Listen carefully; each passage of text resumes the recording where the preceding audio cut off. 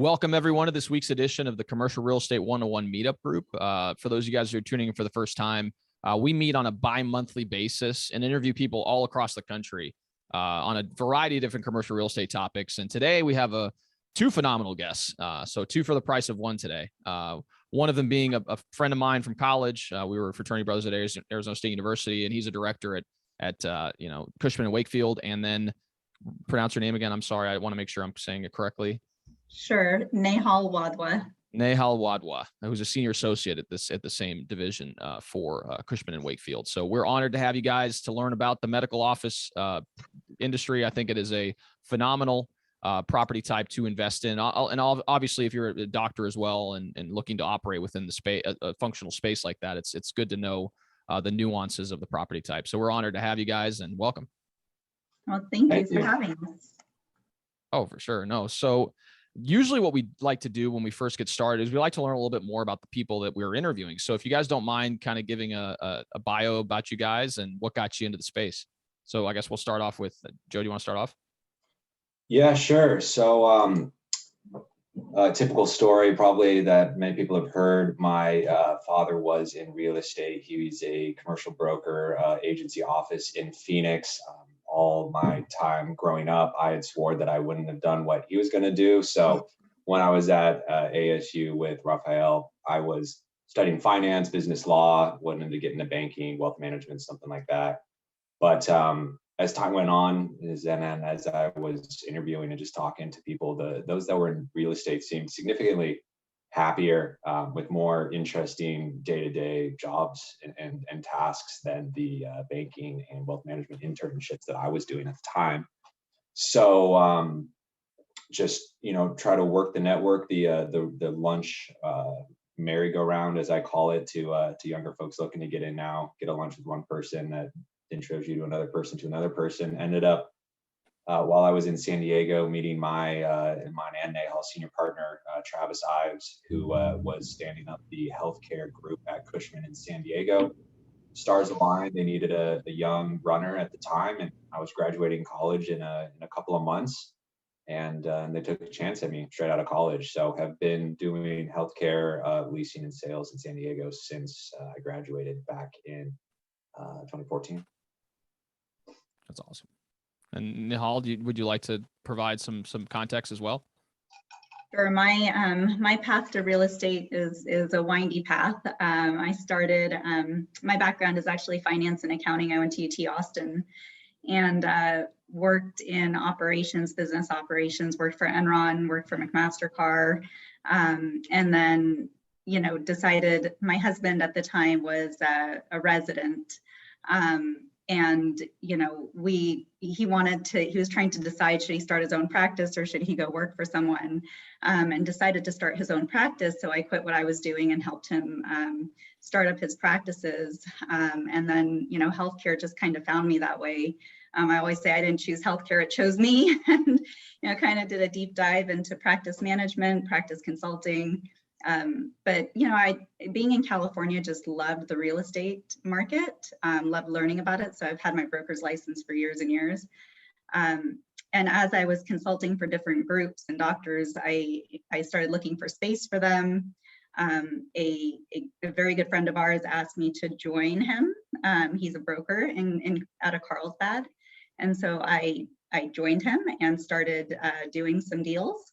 And just realized it was just a great intersection between the accounting, the finance, the business ops, the medical, and then my love for real estate. So, I kind of kept in touch with Travis. We had done a deal together. Just kind of kept in touch with him throughout the years. And, when the opportunity opened up, was happy to jump on board here at Cushman. That's amazing. Yeah. And it's interesting to hear you guys' backgrounds and how you get in the commercial real estate business. And, we've had a lot of people on that's similar to Joe, who had family members in the industry, but then there's also people who come in from completely different sides of the spectrum. I mean, Joe knows I was in engineering and, got into the commercial brokerage business a few years ago. And that was all through just sitting down grabbing lunch with people and realizing, oh, this seems like a pretty interesting industry, and then kind of doing more on my own independent research and then deciding that it was a path I wanted to take. So it's always interesting to hear people's backgrounds because it's not a linear path, so yeah. It's very, Very interesting to hear you say that. So one thing that we like to do too, pertaining to the topics, is we like to establish and get an understanding of what exactly the topic of the discussion is. And this is medical office. And obviously there's a lot of nuances to medical office depending on what type of practice you're in. So can you kind of elaborate exactly how you define medical office, or also healthcare real estate is, I guess, what we can define it as? Sure. Yeah, I'll take a stab at it. Maybe an easy way to categorize it, and then maybe you can look at it from the other thing. I'll take a note too. We're super lucky to have Nehal, because a lot of brokerage teams, right? It's a lot of people that come from my path, right? Come from straight brokerage. All is lease comps from day one. You kind of don't have any outside perspective. Where differentiator for our team and why we were super fortunate to bring Nehal on is she comes from the other perspective. So, maybe when I describe something, it's just based on a real estate background. You have that kind of medical perspective ingrained where you can't teach that, right? You have to live it for years and years. So her answer might be a little bit different to mine. And that's why, self-pitch to our team. I think that's why we're a pretty unique team, because that's rare in what we do. But I would say healthcare real estate in general, you can maybe look at it as like on a spectrum of acuity. You have everything from inpatient, think hospitals, think overnight inpatient rehab, all the way down the levels of acuity to something more like an outpatient rehab. Then you get into just your standard medical office building where you're going in and maybe at a higher level of acuity, you're getting plastic surgery or orthopedic surgery or surgery center. Continue down that path, you have kind of your just typical medical office building. And then, even further down that path, you have behavioral health or physical therapy where, the build out may be even less than a typical office building. So there's a huge spectrum, right? That can range from $300-400 a foot to north of $1,000 a foot to build, right? It all kind of falls under the umbrella of healthcare. Definitely. Yeah, Nehal, and I would just go ahead. no, Sorry. I would just add to that. When it comes to thinking about healthcare real estate, we work with groups that are large doctor groups to the individual doctors. So we're doing, medical office real estate to me is everything from the maybe small office condo, medical office condo, all the way up to your health system level. So as Joe said, it kind of runs a spectrum of different specialists, different size buildings, different types of buildings. So it's vast and it's varied. And I think that's what makes it super interesting and exciting as well.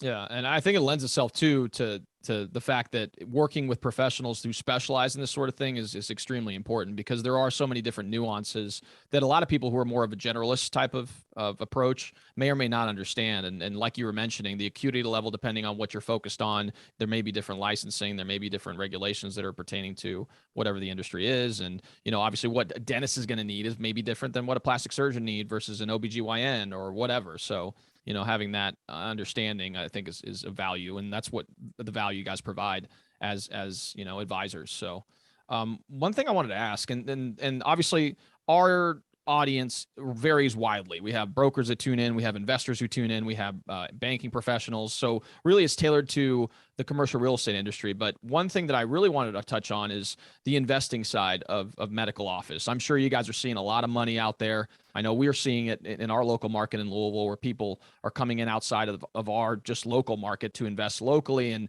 medical office seems to be one of those hot property types that a lot of people like. And so I wanted to kind of touch on, what are some of the pros and cons that you're seeing, or do you think are attributable to the space itself? If you could elaborate, I think that'd be great.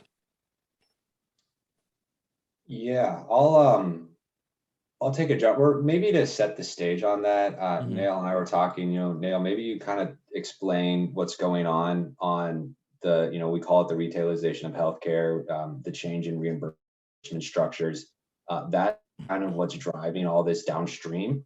And Nehal's better equipped than I am to kind of give a brief but understandable overview of that. Yeah, I think I can speak pretty specifically to the San Diego market, but I think in general, it's kind of a trend overall throughout the country. Health systems, physician's office, I mean, you name it, whatever type of medicine someone is in, they want the visibility. It's become a very branded sort of industry where everybody wants that visibility. And so what used to be, maybe you would go to your physician who was in a medical office building somewhere, and they didn't have like a big huge sign outside their building. It was just, you knew that was where your doctor was. That's changing, and you're finding that, as you go through your community, you're seeing scripts on a building, or you're seeing Sharp on a building, or UCSD. And so these groups are all competing for a patient population. And so they're trying to get into the communities and be closer to the homes and where people live. And it's all about accessibility at this point. So, are they accessible? Are they easy to get to? Are they in your community? It's less about having concentrated campuses, although that still exists, but it's more about having visibility in the community. And so all of these groups are kind of fighting for that market share. It's become a very, very competitive industry. And so I think that's what's driving some of the movement to these medical office buildings. I think during COVID, with office somewhat struggling, I think, and Joe, you can probably talk more to this as well, there was more of a movement towards, trying to repurpose some of these buildings as well. So an office building maybe sitting on the side of a freeway that wasn't as occupied as you might want it to be, might have gone through, a health system might have seen that opportunity and said, hey, that's great visibility for our practice and for our system, and we want to be in that community. And they would go ahead and repurpose that building and do a conversion to medical. And so we see that even happening in retail centers. So during COVID, when maybe, there were retail strip centers that were hurting, there are medical groups that are coming in and taking retail space to have that visibility in the community. You'll see urgent cares, you'll see maybe some primary cares that go into that space to be a part of that community, get into that setting, and then have that marketability. And so retail centers are also looking at adding these groups. So, just take, for instance, Walgreens, they just increased its stake in a primary care company called Village MD, and they became a majority partner. They invested $5.2 billion in this, and they're going to open hundreds of clinics through that partnership over the next 4 years. So, there's a lot of repositioning going on. I'm sure you guys have heard about the CVS, Aetna, kind of, they're all entwined. Aetna owns CVS, and CVS is closing stores, but likely repositioning themselves as more of a healthcare offering with selling some retail items, but more of a healthcare, provider. So, there's definitely a shift happening to where medicine wants to be in the community. And that's kind of driving, different investment opportunities in medical office building. And Joe, you can probably touch on more about the conversion. Yeah, that's exactly right.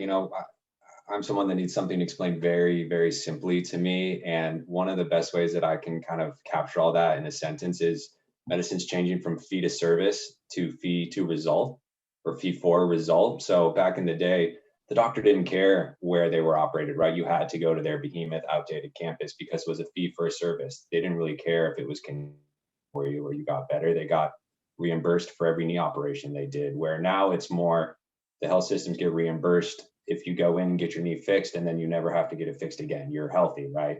And as part of that, you have to push into the community and make it more accessible to the community. So Nehal touched on it. That being said, there's kind of two maybe major food groups within healthcare. There's the core and the core plus assets, and then there's the value add assets. Really, the core properties, if you're looking at, I don't know the entire profile of the investors in this group, but most people that are buying core and core plus are institutional. They're buying at a 4 cap, a 5 cap. We're seeing things move into the 3 cap these days. It's viewed as a defense against market downturns. There's a whole host of reasons why those core and core plus buildings make a ton of sense, right? There's life coaches trying to park money there.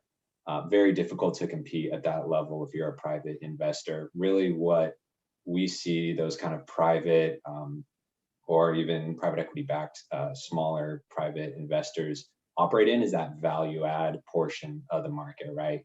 And that's, when you're looking at that, cap rate isn't as important there. They're looking at NOI growth. They're looking at levered IRR over the term.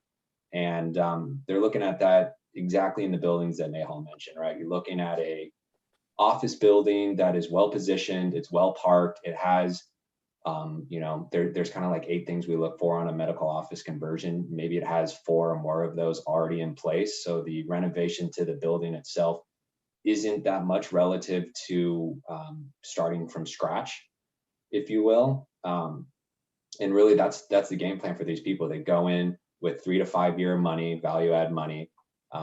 You spend, a relatively low amount to rehab the building, whether that's updating the parking lot, whether that's putting in more robust plumbing and MEP and HVAC to serve the larger loads that you're going to get with the medical tenants. But really the bulk of the money is spent on funding the tenant improvements, right?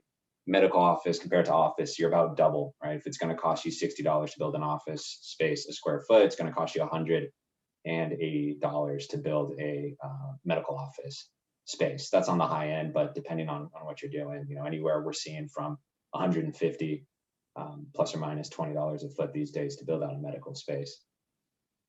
That being said, you're getting maybe 25 to 50% bump on office rents on a medical rent, but really what you're getting is you're getting better tenancy in a more stable industry. You're getting longer lease terms. You're getting more sticky tenants that have a higher probability of renewing, and all that is kind of accepted in the underwriting. And then on the back end, you're getting a better valuation on the NOI just because of the asset class, because of the barriers to entry to your building, because of the tenancy, because of the perceived stabilization of the tenants. So that's where we're seeing people go in. They're buying these buildings. They're targeting a kind of mid-teens levered IRR and a 3 to 5 year hold, where you buy these office buildings that Nehal mentioned on the side of the freeway that's 50, 60% occupied. Lease those spaces with a high TI, 10-year term, $100 a foot in construction to land some medical tenants. As those office tenants expire, you backfill with medical tenants, or you sell the dream to the next person. Hey, look, this building's 50% medical, long-term tenancy here. It's a proven concept. The location is there, the parking's there, the building features are there, and the next buyer, you sell them the dream that they just continue down that path, lease out the rest to a medical office building. Now it's a fully stabilized medical office, and then you're going in there selling to a larger fund at a 4 or a 5 cap. And we're seeing a lot of new people come into the market, too, like you mentioned, Raphael. There is money coming in from everywhere, from office investors, from retail investors, from, literally every corner of the capital universe. Yeah, and I would just say it's, for the smaller office buildings, we have physician groups and smaller provider groups that are looking to purchase office buildings. I would say Joe, what do you think, between the 5,000 square foot to 20,000 square foot office footprint? That's pretty hard to find even. And, when they do come on, they go pretty quickly because there is this trend to want to own your own medical office building. And those are tougher to find. So, there's definitely been an uptick in the market in that arena. Yeah, that's a whole separate thing. And we were just talking about investors, to your question, Raphael, but there's a line around the block for owner users to buy these buildings. We had just told someone the other day, it's like, they were like, yeah, we think it's worth this. And I'm like, yes, in a rational market, but this is an irrational market. And if your rents are at record highs and money is at record lows, really at any price, it makes sense for you to own this building if your horizons, if your practice horizons over the next 20 years. So, yeah. For sure. And that's kind of lends into the next question that I had, was related to the owner user side. And primarily I'd like to get an idea of the process by which you guys follow as far as identifying locales and then analyzing those locales for those individuals. Like, could you kind of talk about some of the common pitfalls or any of the, the characteristics that you identify and some of the things that people should consider if they are owner users looking to, acquire a property for their use? Nehal, you want to take that one? Sure. Yeah. So if you're an owner user, Joe and we have access to different databases where we are able to pull forecasted demand for that specialty. We're able to pull competitive footprints to show, hey, okay, you want to start a pain management practice. Here are 7 other competitors around you. Where are they located? What health systems are they affiliated with? So we try to give them kind of a lay of the land, and at least advise them on the competitive landscape. And then from there, just depending on where they have a desire to open their practice, when looking at a building or a location, we're looking at, is it zoned properly? Is it parked properly? How is it going to look for patient flow? What's your ADA, capability in that building? We're looking at, how much of the interior infrastructure is going to have to be modified, how many improvements are going to have to be made to basically put in what it is you want to do. Are you going to need a procedure room? How many exam rooms, and et cetera. But I think you asked, what are some of the common pitfalls, that maybe an owner user might make? I think, I think when you're looking at where you want to start your practice, you can't necessarily identify it based on, oh, I want to be, in this market, in this beautiful building, and have this great, payer mix population. I think you really have to have an understanding of, where are your patients coming from? What insurances do they have? If you're in a location where it's heavily HMO driven, and most of your patients are going to go to that HMO system, then you're probably, even though it seems like there's a demand there, you've just got to understand the insurance footprint of that area. So then you've got to decide, okay, should I go somewhere where, there's more of a PPO population? I have more physicians in that area that can refer to me because they're not affiliated with an HMO group. So there are a lot of decisions that go into where you're going to start your practice, or where you're going to be an owner user of a building. So we try to walk our clients through those different scenarios and try to give them as much information as we can. Sometimes a good healthcare decision is not a good real estate decision. Someone told me once from the healthcare side. So you have to kind of weigh those two functions, even though it's overpriced or a building that you otherwise would have buy. The stuff that Nehal's talking about, it just sometimes drives you to the decision. It makes healthcare sense, but not necessarily your number one real estate choice, all things equal. Definitely. Yeah, no, and I think it's super important what you mentioned regarding the data that you provide your clients. And there's a lot of systems out there that aggregate data for different functions. How much does the populace in this area spend on healthcare for different purposes? And so getting an idea of the landscape, and then the competitive landscape too. I'm sure, especially, do you see a big trend for, doctors starting to go out on their own more, or is it just depends on the type of use, or I guess the type of physician they personally are? Or what does that trend look like for the landscape? I think 2 or 3 years ago, the independent physician and the employed physician, it had that inflection point, and it's not changing. It is an endangered species in the independent physician, right, Nehal? You're living in it. Yeah, it's just not. There's no way, right? Yeah, there are so many challenges to being an independent physician. Compliance challenges where the government keeps moving the ball in one direction or the other, and it's very, very difficult to track. You've got so many expenses that are required of private doctors' offices now. EMR systems that cost an arm and a leg, reimbursements that are going down for private doctors because you don't have the economies of scale to negotiate large contracts or good paying contracts. It's really tough to start a private practice at this point, I think, in this market. And I think the trend, a physician looks at this and they're like, you know what, like, it's already high stress, it's already high liability, it's already all those things. And now I'm going to take on, trying to run a business on top of all of it, in an environment that's constantly changing. And they look at the numbers and their time and they just say, you know what, I'm just going to go work for someone. It's just easier. A better quality of life. And that reflects in the real estate, Raphael. Even older medical office buildings, we're going in there and we're demoing the small independent 1,000 square foot office. That's becoming more of a thing of the past. We are going in, demoing all of that, building larger 4, 5, 6,000 square foot office or floor plates for these either private equity aggregated groups, health system affiliated, medical groups. That's kind of the future of the tenancy, is those larger blocks of space. And at the end of the day, it's a benefit to the investors because there's a credit enhancement that comes with that. But if you own a older office or an older medical building, you're probably going to have to restructure a ton of your existing layout to get that enhancement of credit.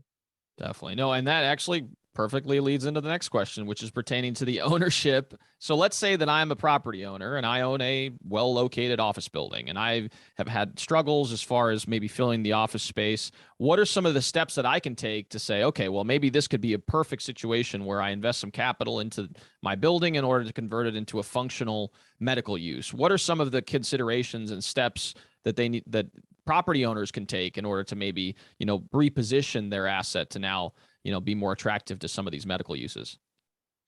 As long as there's the kind of base things already, which I'm sure when you're asked at the point where they're asking themselves that question, they've probably already checked that the zoning's there, the parking's there. It makes sense from an access point and greater competitive landscape.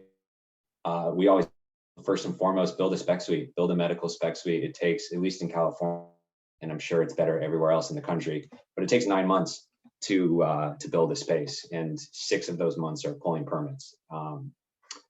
So, a lot of these doctor groups, or even the more sophisticated ones, they're not out ahead of schedule by a year, right? They need a space in a month or 2 months because they lift their head up from a surgery and realize their lease is expiring and they hate their landlord. So, first and foremost, you build a spec suite, and even if they don't take that space, it can showcase what the rest of the building can look like. So that's one part of it. But the other part is you build a spec suite, a medical spec suite, someone gets in there right away. When the next doctor's in there, okay, look, there's already a doctor here. They've been here how long? Okay, they're successful. They haven't closed up shop. All right, case proven a little bit, right? So really the first step would be build a spec suite, a little bit of a speculative risk, but you start proof of concept and you start being able to offer an immediate solution to someone that's out in the market. And, I don't think we've built a spec suite that hasn't leased out. Nehal, I'm trying to think of a time we've built a spec suite and it hasn't been taken. And it hasn't been taken at the kind of top of the market economics because they're willing to pay for that, willing to pay for the speed to market. After that, a lot of it too is, if you have a good quality offering in terms of the building profile, you just have to be willing and able to the money to build out the space. That's really what differentiates our successful clients from those clients that we have that have had vacancies sitting for a while, is you have to be willing to spend the $80 to $100 a foot in our market. It's different across markets to land the groups. They're not coming out of pocket. They're going to pay a premium over whatever your as is rent would be in that building if you as the landlord will take the cost, right?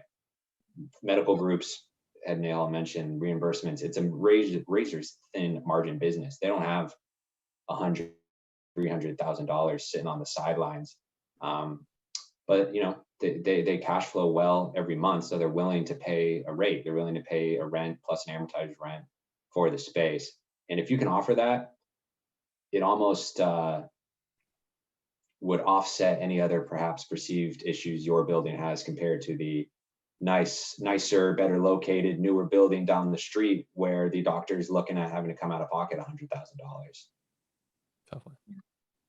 I think I think that when it comes to I think we've seen plastic surgeons, dentists, there's a lot of cash pay in medicine. There are a lot of specialties that are cash pay, and in those situations, I think there's an opportunity. So if you're trying to figure out should you convert or not, I mean, maybe looking at a demand forecast in that area for what these specialties are in your market would also be a good place to start. But there's a market for not only insurance-based physicians and providers, but there's quite a bit of cash pay as well. Definitely. No, and have you seen, I guess, lenders being receptive as far as, approaching the lender saying, hey, look, I'm looking to do this spec build for this particular space that I own? Are there lenders out there that are a little bit more receptive to that type of, process? I think so. Yeah. I'm trying to think. A lot of those groups that are doing the spec suites, they're a little more sophisticated. They have access to capital and a long relationship with these lenders that trust them and kind of let them do whatever they would like. Even a relationship banker at your local bank, I think, as long as you have somewhat of a track record, or even if you don't, you're willing to sign your name on the line, will fund the money for something like that. All of the banks, at least in our neck of the woods, have dedicated buckets of capital for healthcare. Within the greater bucket of professional services, they look at it with lawyers, dentists, doctors, where they're out there looking at everything else, right? They're not going to spec a accountant office, right? Because they're all working from home, or a real estate office, right? But I always joke, you're not getting your colonoscopy at home anytime soon. So the capital is behind it, right? It's behind healthcare in general. And if that takes the form of building out a speculative medical space, I mean, in our market, there's been single-digit vacancies in every sub-market for the past 14 quarters. That's a much easier business case to prove out to your investment committee at whatever banking level you're trying to get funding from. Awesome insights for sure. So one final question before we open up to Q&A. So if you guys are listening to this and you'd want to type away in the chat box your questions, we'll go ahead and be reading those off line by line. But one thing I wanted to ask you too was pertaining to the future of the medical office space. And so if you could kind of provide some insights pertaining to where you see the industry going over the next 5 to 10 years. Now I'll let you go first so I can think. Yeah. Well, it goes back to what we talked about earlier. The demand for medicine is going to exist. Like Joe said, it's going to exist.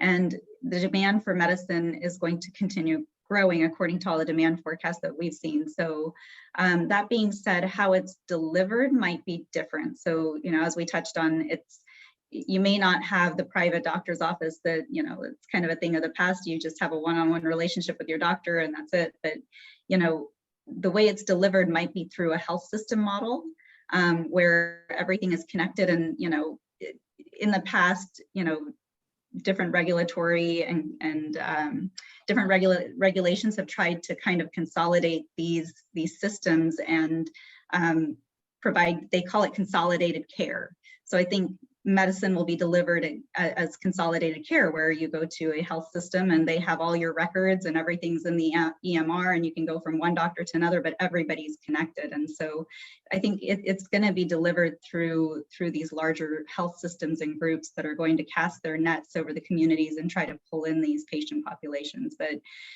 medicine is still going to be there. It just may not be delivered in the way that we have traditionally seen it in the past. And I think you're going to see it in more retail settings as well. And how that kind of, I guess, pulls through into the real estate part of it, it's going to look much more like it was always viewed as an alternative asset class until just a couple of years ago. It was fraction and fractionalized, just like the healthcare system was, right? And as it becomes more consolidated on the healthcare industry, the real estate asset class of healthcare real estate is going to become more cohesive and kind of streamlined and not alternative, right? More mainstream. So it's going to look more like, you lease out 100,000 square foot building to one group or two groups at most, where before you had 50 tenants in there. It's going to look like you're getting corporate credit on these 2,000 square foot urgent care in a retail hospital because it's the health system urgent care. There's no longer these independent urgent cares anymore. So it's going to look much more like your Class A corporate traditional office real estate at the end of the day. This is kind of where I'm seeing it going.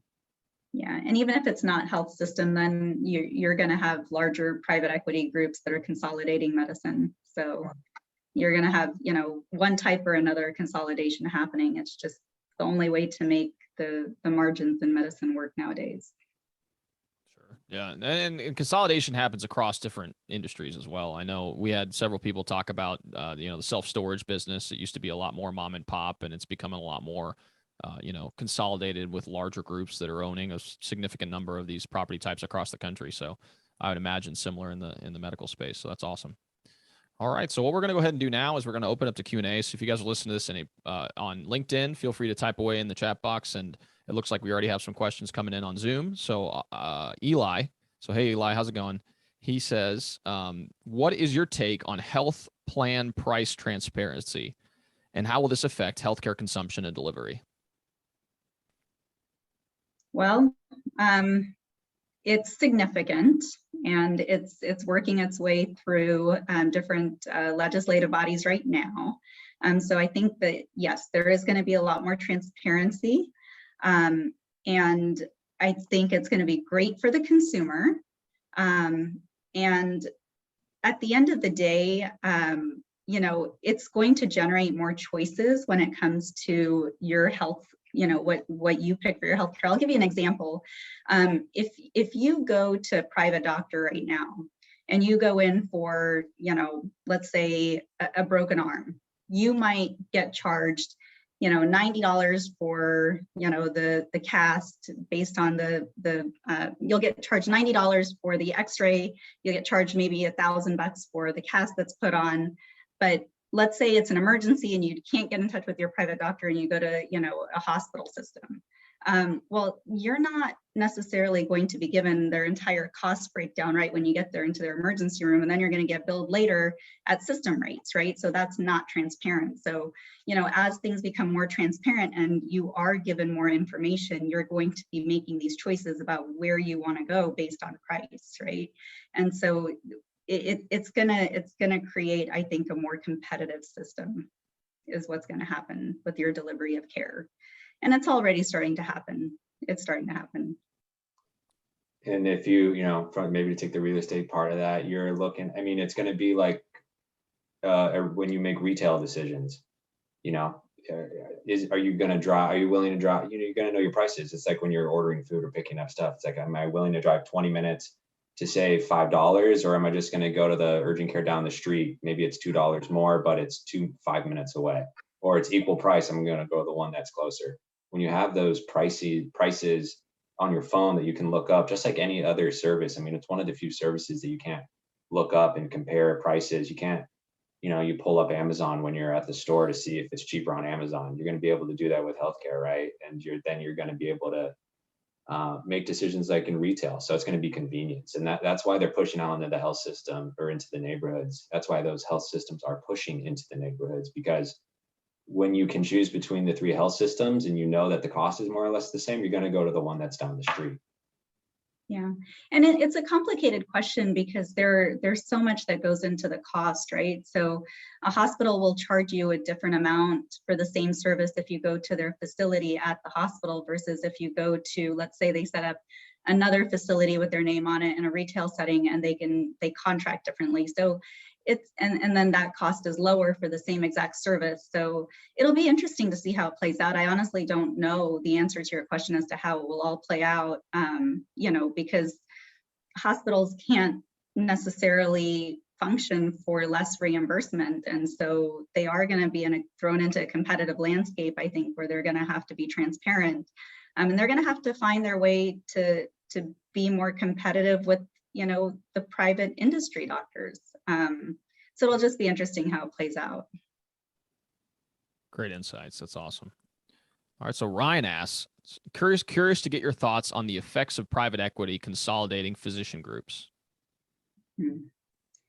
Well, if you ask a doctor, they're going to say, depending on whether or not they're getting purchased or not, whether it's good or bad for the healthcare industry, right? Like that's basically private equity is you're profiting off of healthcare.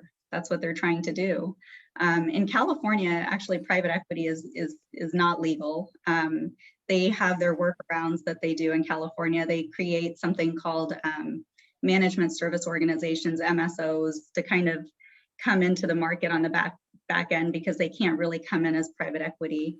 But and a bunch of other states have those same laws, but still they find a way in.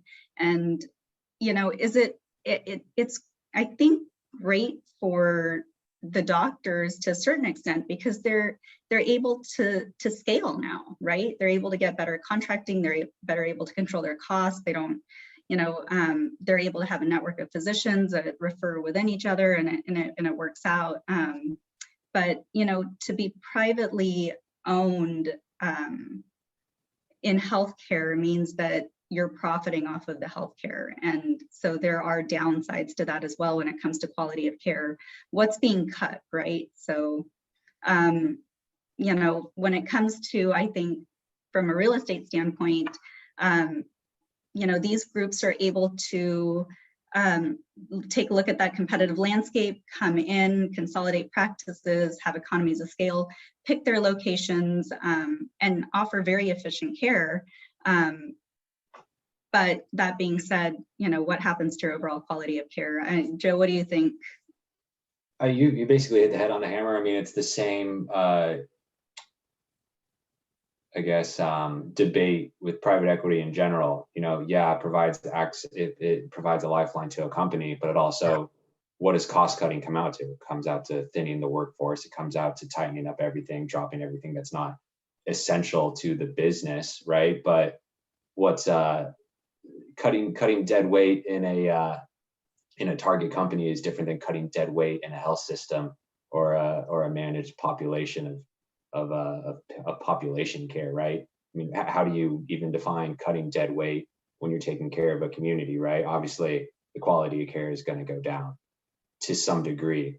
So, again, if I was to make it super simple, I'd say that private equity is good for the doctors, bad for the community. Is that far off? Nehal? It's really, I think, and it depends, right? Physician community, it's a complicated topic to discuss, because there are those that are pro and there are those that are con, and you can see both sides of it. But I think, if most physicians in general understand the cons of it, but in order to survive this business, if you don't want to join a large health system, this is another option. And you have to look at it, because you still want to provide care to your patients. You still want to be a good doctor and do that, but you don't want to constantly have to work on the narrowest of margins. So if private equity allows you to do that, yeah, you take a look at it. Sometimes it's just a matter of survival, and you want to be a physician in the community. You don't want to have. That's a good point. You can focus on your patients a little bit more when you're not working 20-hour days trying to pay your bills. The other thing, and maybe a bit of a brighter aspect, is it is deal with a private equity backed behavioral health group. Historically had the funding, a sector that is, it seems to be in quite dire need across the country. The private equity people are, I guess, dynamic enough to believe in the business and roll that out nationally, where maybe the more conservative supporters or capital sources are not willing to do that.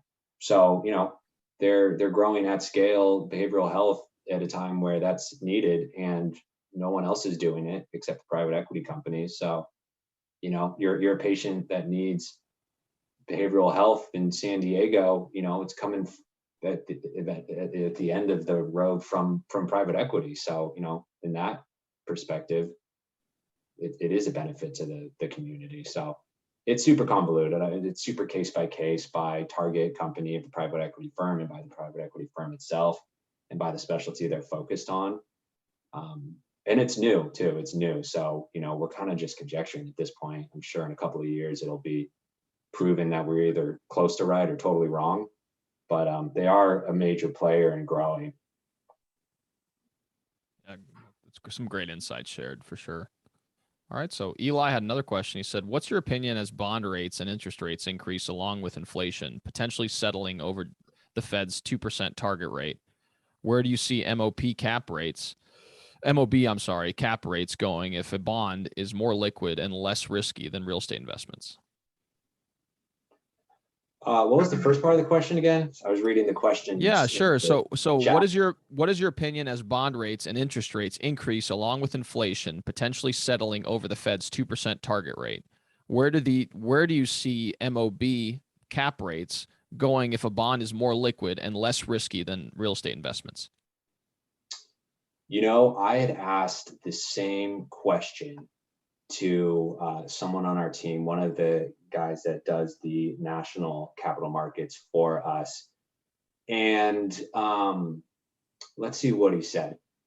If the Fed's raising the overnight rate, you think it's because, there's inflation, right? And they're trying to keep that inflation rate under 2% average on a trailing 12-month, right? So in terms of cap rates, it's not intuitive, but from what I'm just learning really in real time is that doesn't necessarily affect cap rates. In fact, sometimes it compresses. If they're raising the short-term interest rate, it's because the economy, right? It's because everything is increasing, inflation is coming. Real estate is looked as somewhat of a hedge against that inflation. A lot of these larger groups have less of a exposure to debt than a typical investor would. They have either locked up lines of credit at a certain interest rate, or they have their own sources of capital that are less affected than if, I and Nehal were buying something now and having to go to the market to get debt. So they're actually bidding on those properties even more so, right? In this environment, when the overnight rate is increasing, they're bidding even more for these stabilized long-term core assets and driving cap rates down. And another note that let's see what I had taken there is that, yeah, due to the fact that the property demand is up, the investors are bidding up the assets in the face of the Fed funds rate hikes. At a point when the cost of long-term debt, it's more tracked to the 10-year. If that starts to increase as well, then yeah, it's going to become sustainable. But when you see the yield curve inversion right now, or you see short-term interest rate increases, it doesn't seem to affect cap rates. Eventually it will, but at least as it stands, not yet. Yeah.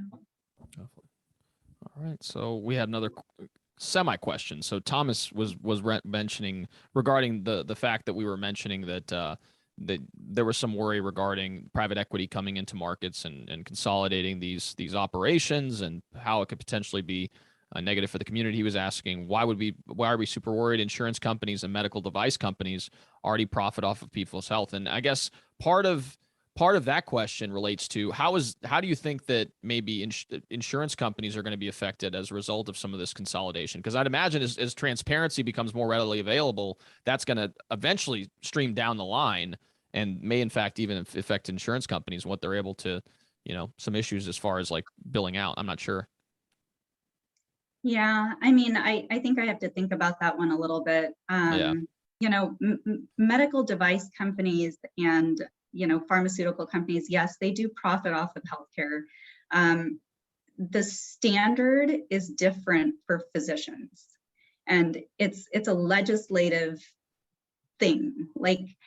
And I don't know how to answer that question. I wish I had a better answer, but of course. Physicians are held to a different standard. Like, you're not allowed to be a physician and say, oh, I want to make more money, off of this. You're just not allowed to do that. You can be a device company and say, oh, I'm going to reinvest into, my research and development and make it better for everybody. So of course we have to profit because I need the money to do more research to make it, so it's just a different concept that's out there in the country. And it's because, yes, you don't want a physician who looks at the bottom line every time they want to, suggest a treatment plan for you. That's not a good doctor, right? So, there are different ways to look at this. And so you can't look at it in terms of, okay, that company profits and this company doesn't. It's just that's just the way our legislation is written. And if we really want to impact, behavioral health or different markets that are underserved, it comes back to providing the reimbursements for that. Congress has to do something to say, hey, this is valuable for our society. We need to treat this. We need to provide incentives for people to treat this. So we need to raise the reimbursements. And how the insurance companies are never going to lose money. They have too big of a lobby. They're going to figure out how to be profitable through this, whether it's increasing your premiums or whether it's paying doctors less or paying hot. They are going to keep their profits up. So the insurance companies always find a way, in my opinion. Sure. No, definitely. No, that's some great insights. So one thing I had a question really related to the resources that are available for those individuals who are interested in learning more about the healthcare real estate in general. Do you have any in particular that you would recommend to people? What do you think, Joe? I think there's some free resources on, let's see, on healthcare real estate in general. Well, you can go to any of the large brokerage firms, us, CB, JLL. They all put out healthcare real estate specific annual reports at the very least, and more quarterly stuff as well. That's probably a great place to start. They do a good job aggregating really the other recommendations that we can make from these other service sites. But that's probably where I would start, and you'll kind of just naturally grow from there. Definitely. No, that's some great insights as well, for sure. All right. Yeah, So and we may have in the chat, somebody brought up a good point. I just want to reiterate this, but they brought up that, insurance companies are becoming medical operators. I think that was Eli, and that's a great point. That's kind of what we're seeing happen with the Aetna CVS model. That's what we're seeing happen with these larger groups here. That's he hit it right on the head. That's what's happening. Definitely good insights from all around. That's awesome. So we probably have enough time for one more question. If you guys have any others that you'd like to share, go ahead and type it away in the chat box. I'm looking on LinkedIn as well, if you guys are watching on LinkedIn. Okay. Well, it looks like you guys answered like all the, there's one last question from Eli. So more specifically to healthcare real estate, as this act is in effect, how do operators adjust when they can no longer predatory bill, which would help create EBITDA coverage ratios higher than average? So as an investor, how do you underwrite this? Maybe they need to predict. We can predatory bill. I see what you're saying. Well, I mean, I think that the predatory billing, there are two types. I guess I guess I would have to understand what you mean by that. Predatory billing, as far as, not being transparent, is different than when a patient is being seen who, where the physician is not contracted.